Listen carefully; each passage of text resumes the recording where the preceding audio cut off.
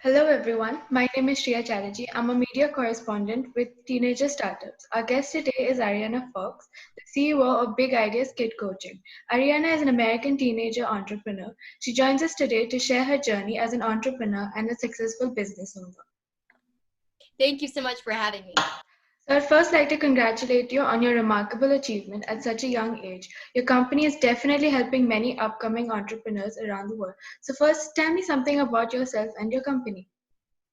So my name is Arianna Fox, and I am a 13-year-old girlpreneur, motivational speaker, double published author, and actress and voiceover actress as well.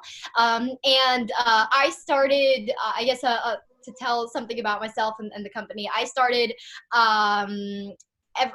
actually the whole entrepreneurship side and doing things with the business ever since I was 6 years old. My parents and I, we still have a business called Splash Design Works that we do logos, websites, graphic design, social media marketing and management, and things like that. But ever since I was 6 years old, I would follow them around at mixers and chamber events, and I would give spiel to people and business cards and things like that. So that was pretty much where the entrepreneurship stemmed from. But I've always had this passion to inspire others. So.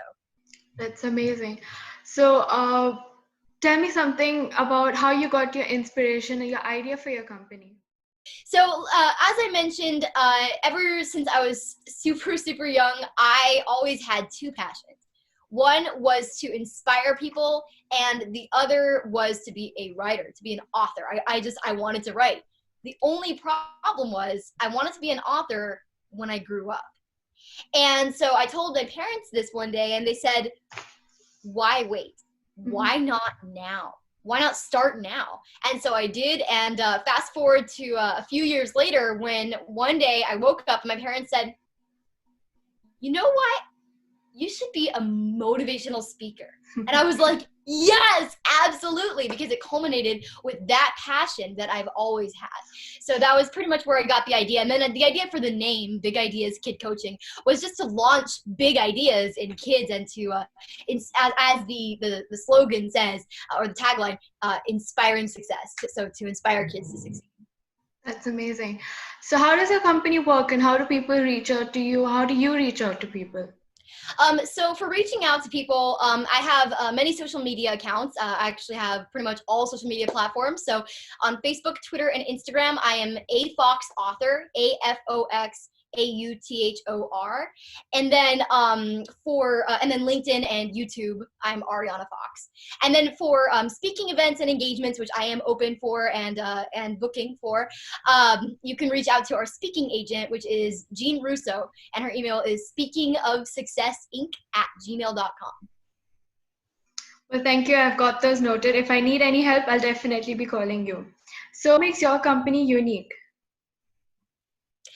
So there, like you said, there are so many motivational speakers around the world, but there are so many even motivational speakers for youth and for kids and teens. But you know what? Almost all of them are adults. And it's kind of like that Peanuts thing where the teachers are talking and it's all wah, wah, wah. Kids, you don't hear, the kids don't hear it. Kids are inspired to succeed by watching other kids their age succeeding as well. It's that good old thing called peer pressure. And so there aren't too many people that are kids and teens that are actually good role models, that are succeeding, that are helping others to succeed. And so if I'm succeeding, then others can say, wow, I can succeed too. For sure. So, you started at a young age, and it's not always sure that a company would start off doing well. So there must have been some sort of challenges which you face. So what kind of challenges and how did you overcome them? So one of the biggest challenges that and almost any speaker, startup speaker would probably face, and that's something that we definitely had to overcome and are still working on overcoming as well, is finding venues and locations and also connections, because everybody needs connections to go speak at this place, to go speak at that place, etc. And so that was probably one of the biggest challenges back then. That's nice. and you've overcome it, which is a good thing. So in a generation where everyone is using social media, Instagram, and you are on all of those platforms, so how did you manage to publicize yourself? So my parents and I, as I mentioned, we have a social media and marketing and graphic design as well, but also social media and marketing business. And so we use some of the tips and tactics that we use for even our clients to help them and blast them all over social media. So whether that basically it's the three things, three types of social posts, whether it's informing, inspiring, and entertaining. So as long as you have those type of posts, then people will be liking, commenting, and seeing those kind of posts. Well, that's a tip which everyone's definitely going to use. So let's say a time machine is built. If you could go back in time using that time machine, what would you do? What is there something you'd like to change? That's a really hard one because the normal response would be, oh, I would want to change a mistake I made, or I would want to change something I did wrong. But actually, and as I say a lot in my motivational speaking events and engagements, that you only fail when you give up, and that mistakes are just a part of the journey. So actually, all those mistakes are kind of on purpose. And all those mistakes help you to learn so you don't make that mistake again. Because if you went back in time to change them, then you wouldn't be learning anything. So I would say, yeah, that you only fail when you give up. Mistakes are just a part of the journey. You just dust off and get right back up and go into whatever it is that's your passion. That's great. So talking about your motivational speaker as well as an author, so your last title is False Awakening. So can you tell me a little bit about your books and the newest one? Gladly. So my first book is called The Princess Chronicles, and that's the one that I started writing at a very young age, probably about 6.5 or so. And I started writing that, but it took years and years to get an illustrator that would do the illustrations for the entire book, because someone would start it and then they would drop it and everything. So it's called The Princess Chronicles, and it's about these princesses that are learning kindness, friendship, forgiveness, teamwork, and trust, and all those important qualities. Then my second book is called False Awakening, and that is a sci-fi novel for teens, tweens, and young adults, and adults and up, really.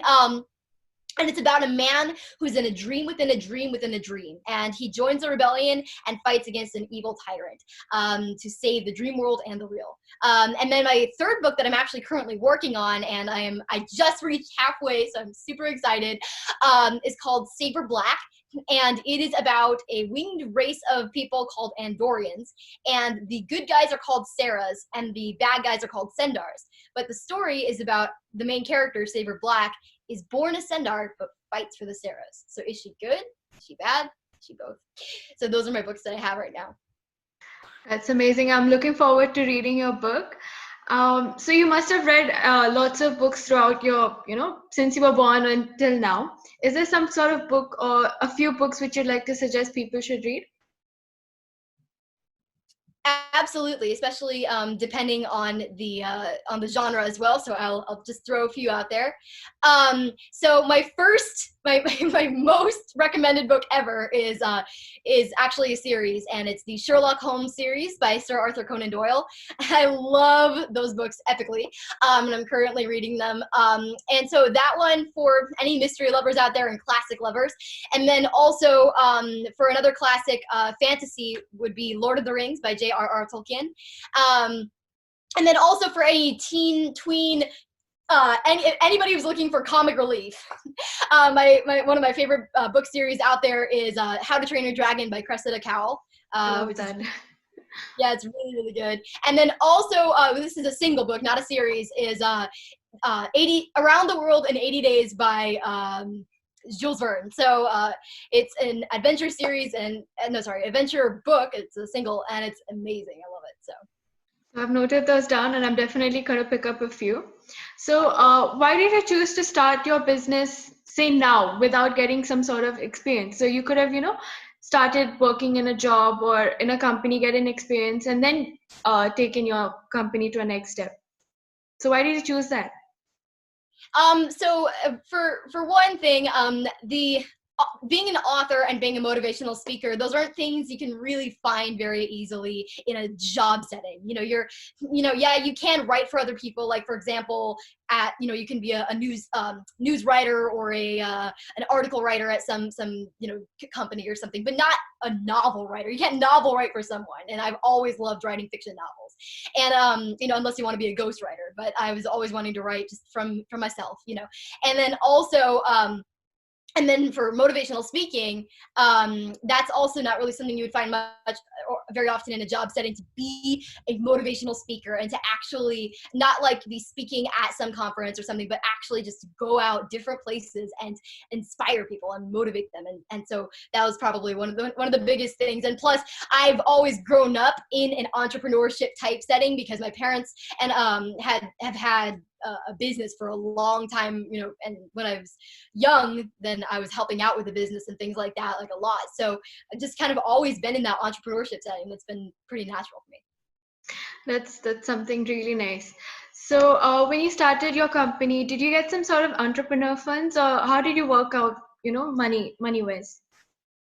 We would we started off we started off and we're trying to build it up more and more as I inspire more people and speak to more people.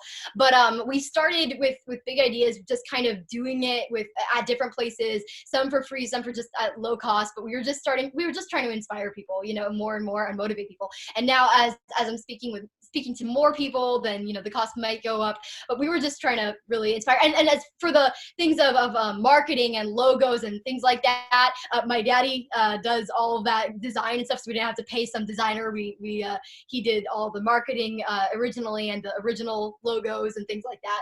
And now I'm managing the social media as well. So yeah, it was pretty easy for that. Great. So you're an author as well as a motivational speaker. So say someone told you to choose between them, which one would you choose? And I'm also a voiceover as well. But yes, I would say that's really hard if it's between author and speaker, even though I also do other things as well. It's really hard. I would say both, because I want to inspire people but also write at the same time. I guess I might choose author simply because that's like my biggest passion, is to write and even inspire people through my writing. But I would definitely also choose speaker. So I don't think I could really answer. Okay, so what does local and global impact mean for you? Well, that's been always our goal. Is we obviously started off here in our state. We started off, kind of local, but we are hoping and we are excited to rock more speaking events globally and all around the world. So definitely it's impacting people. That's great. That's something to look forward to. So say 5 or 10 years down the line, where do you see yourself and Big Ideas Kid coaching? Okay, so I would definitely say inspiring and impacting and energizing more people around the world, globally. And then also in the next, actually less than 5 years, definitely, probably this year, I'm thinking, is to be publishing my third book, Saber Black. And then in 5 to 10 years, probably publishing tons of other books, all different genres and things like that. So really just publishing more books, writing more, and speaking to more people. So my role models would definitely be my parents, for one, because they are so loving, supportive, amazing, caring. They always help me with my books and speaking events and speeches, and helping me to really develop it and cater it to the people, and always helping to write better and things like that as well. But as far as other people that are not my amazing parents, that are just maybe even inspiring others, like too, or kid influencers, I guess I would say a few years ago it would be Kid President. Right now I have no idea what he's doing, but a few years ago it would be him. He's been to the White House like five times. Really incredible kidpreneur, definitely. That's amazing. So have you received any?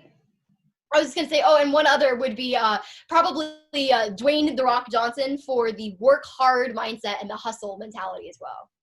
That's amazing. So have you received any awards and recognition for your work? Yes, definitely. So I've won the Achi Award, and which is an awesome award thing. Then 3, which is 3 at the DPA, the Delaware Press Association, and then also for the Achi, I won the Youth on the Rise Award, and then also I was at the Excel Honors. I was the red carpet hostess as well, so that was really fun. I got to interview people, and it was great. And then for the DPA, I won 3 awards. 1 was a first place award. Then 2 were a second place award, and they were for let's see, one second.